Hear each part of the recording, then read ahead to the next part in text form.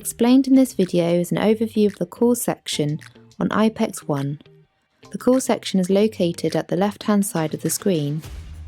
The first part of the call section is the call log.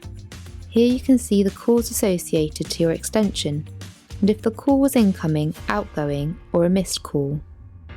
The different coloured arrow symbols indicate the direction of the call. The call log shows all calls, or can be filtered to just show missed calls.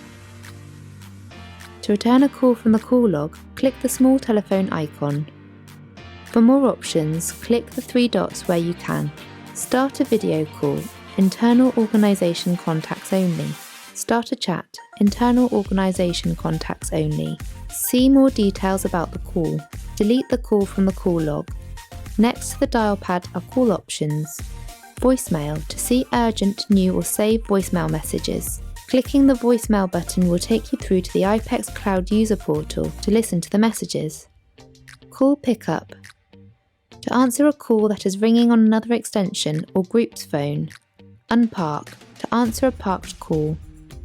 Intrusion if permissions allow to join another team member's current call.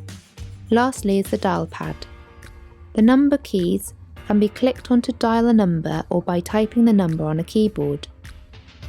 The search bar will find a saved contact when searched for by name or number. Recent searches will show when clicking into the search window. You can select which contact to call and start the call by pressing the green telephone symbol.